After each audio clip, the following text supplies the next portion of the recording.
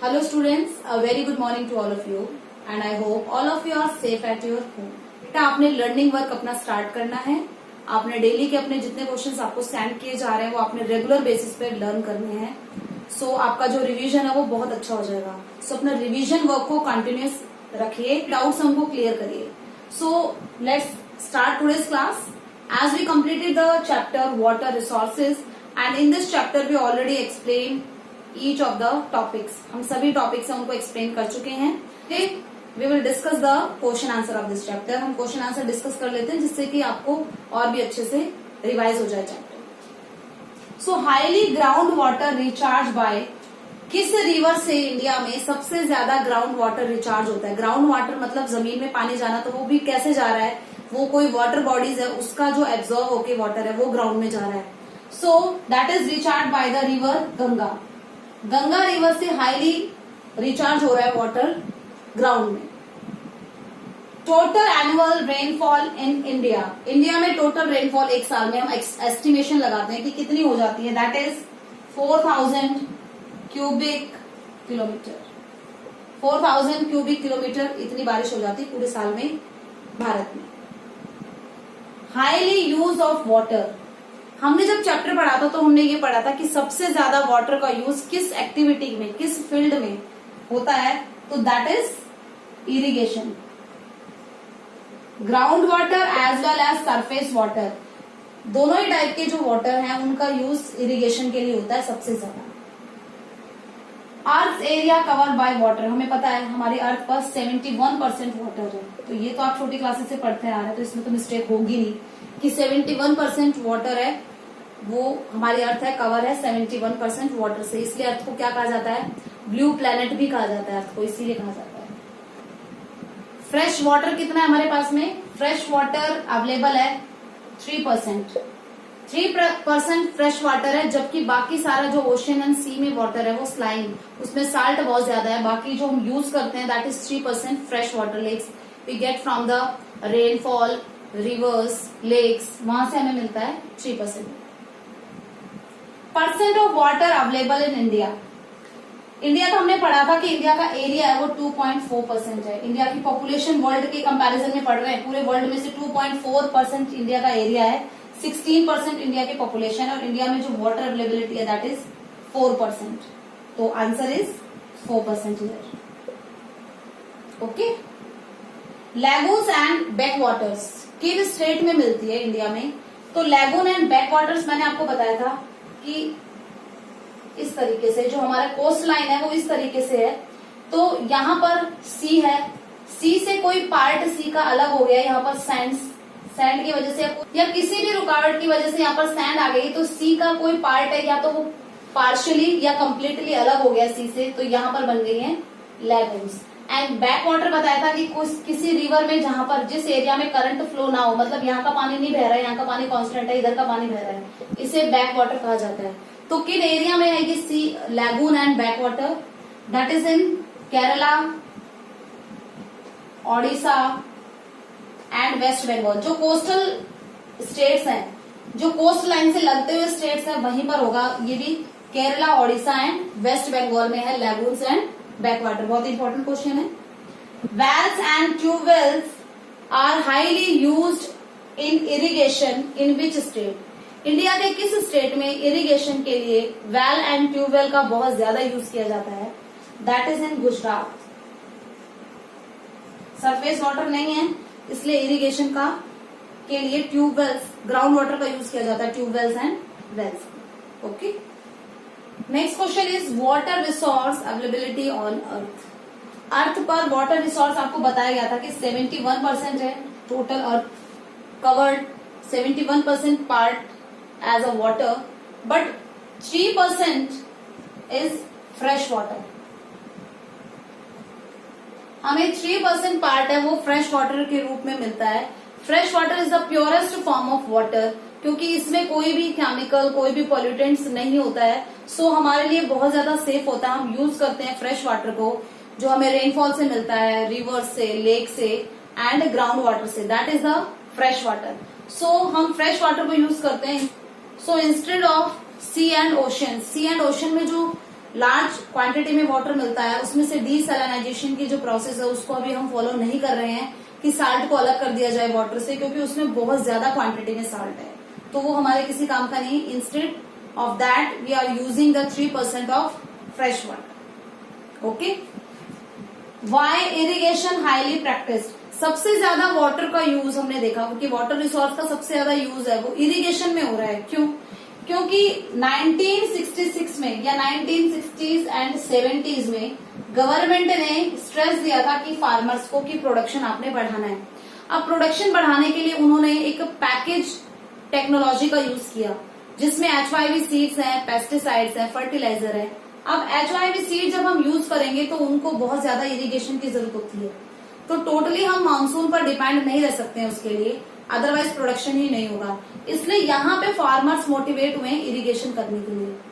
Punjab and Haryana में production ज्यादा होता है, वाटर अवेलेबिलिटी भी है, तो ग्राउंड वाटर का इतना ज्यादा यूज किया गया इरिगेशन के लिए कि वहां की जो सॉइल है वो डिग्रेड होने लगी। ओके, सो एक तो मॉडर्न फार्मिंग मेथड या ग्रीन रेवोल्यूशन जब आया तब इरिगेशन को बहुत ज्यादा बढ़ावा मिला।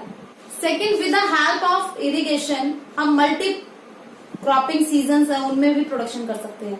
मल्टी क्रॉपिंग सीजन मीन्स अगर मानसून पर डिपेंड है कोई फार्मर तो वो तभी फसलें उगाएगा तब उसको पता है कि इस टाइम पर बारिश आती है तो प्रोडक्शन होगा।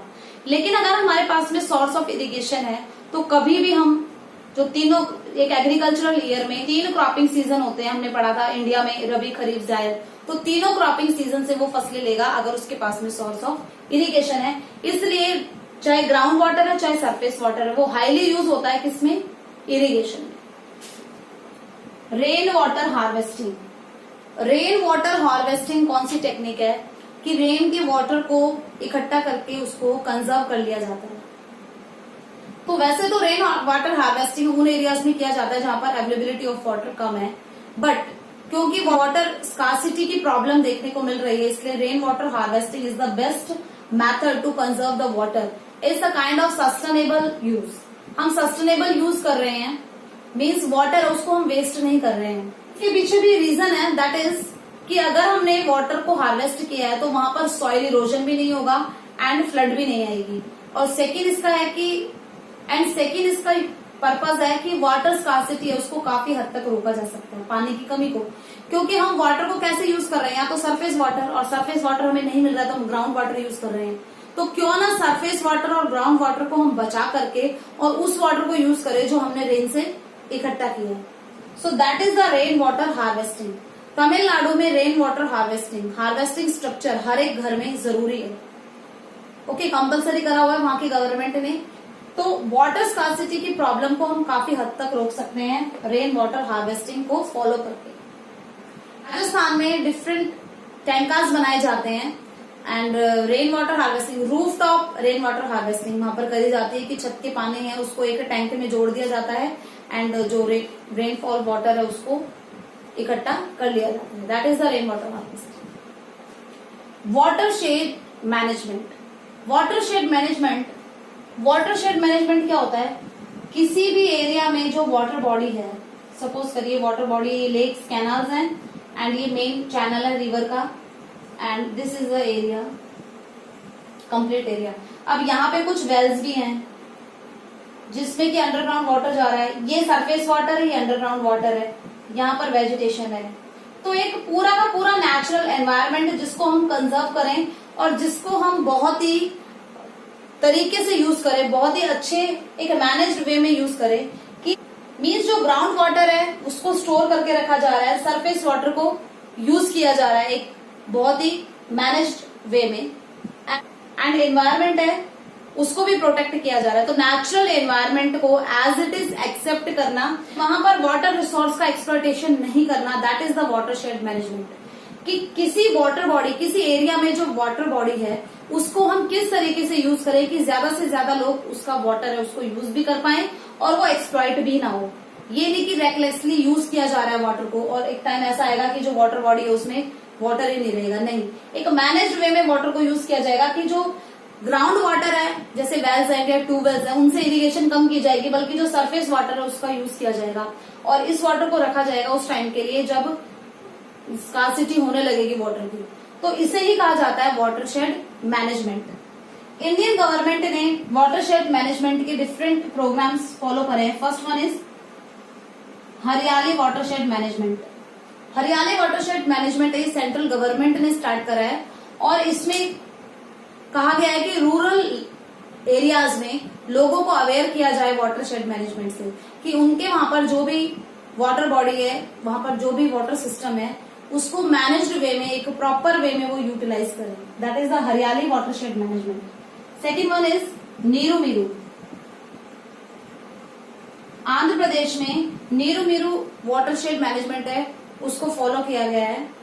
And the third one is Arvari water Sansad. Rajasthan के अलवर डिस्ट्रिक्ट में इस पॉलिसी को स्टार्ट करा गया है, वाटरशेड पॉलिसी को। एंड इसमें भी वाटरशेड मैनेजमेंट के बारे में लोगों को अवेयर किया गया है लोकल लेवल पर। So these are some watershed programmes that has been started in India में जो स्टार्ट करे गए हैं। Quality of nation water resource. National water resource है हमारी कंट्री में, उनके लिए गवर्नमेंट की क्या पॉलिसी है उनको बचा के रखने के लिए। तो एक है central pollution control board and second one is state pollution control board. तो ये दोनों बोर्ड ऐसे हैं जो वाटर पोल्यूशन को चेक करते हैं कि कहां पर वाटर पोल्यूशन ज्यादा है। 500 स्टेशन इन्होंने पॉइंट आउट कर रखे हैं। 507 स्टेशन पर ये पॉइंट आउट करते हैं कि कहां पर वाटर है वो इम्प्योर हो रहा है, कहां पर वाटर पोल्यूशन है वो ज्यादा है। सो ये तो हमें पता है कि इरिगेशन में सबसे ज्यादा यूज किया जाता है वाटर रिसोर्स का, लेकिन ground water and surface water एक बार कंपैरिजन रीड कर लेते हैं इनका। सरफेस वाटर जो हमें रिवर्स, लेक्स, पोन्ड्स में जो वाटर है उसका कहां पर कितना परसेंट यूज किया जा रहा है, तो उनका 89% इरिगेशन में यूज किया जा रहा है सरफेस वाटर का। सो 2% है वो इंडस्ट्रीज में यूज कर रहे हैं एंड 9% है वो डोमेस्टिक पर्पज के लिए यूज किया जा रहा है सरफेस वाटर का।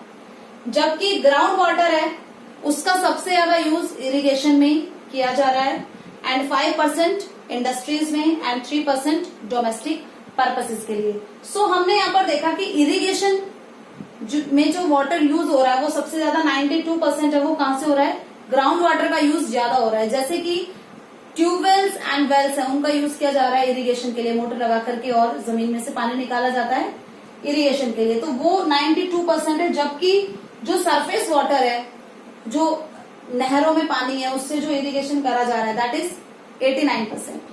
तो सबसे ज्यादा इरिगेशन अगर पूछा जाए तो आप ग्राउंड वाटर लिखेंगे। अगर इंडस्ट्रीज में कहाँ का वाटर सबसे ज्यादा यूज हो रहा है तो 5 water that is also ground water. But domestic purpose में जब सबसे ज्यादा वाटर है वो सरफेस वाटर का यूज किया जा रहा है डोमेस्टिक पर्पसेस के लिए। Okay, next is national water policy. 2002 में बनाई गई थी नेशनल वाटर पॉलिसी और क्या कहा गया था इसके स्टेप्स देख लेते हैं कि वाटर की जो प्रायोरिटी है सबसे पहले एक सिस्टमैटिक वे में कि ड्रिंकिंग वाटर सबसे पहले अवेलेबल होना चाहिए, देन इरिगेशन के लिए, देन हाइड्रो इलेक्ट्रिसिटी जनरेट करने के लिए, देन नेविगेशन के लिए एंड देन इंडस्ट्रीज के लिए यूज होना चाहिए वाटर का।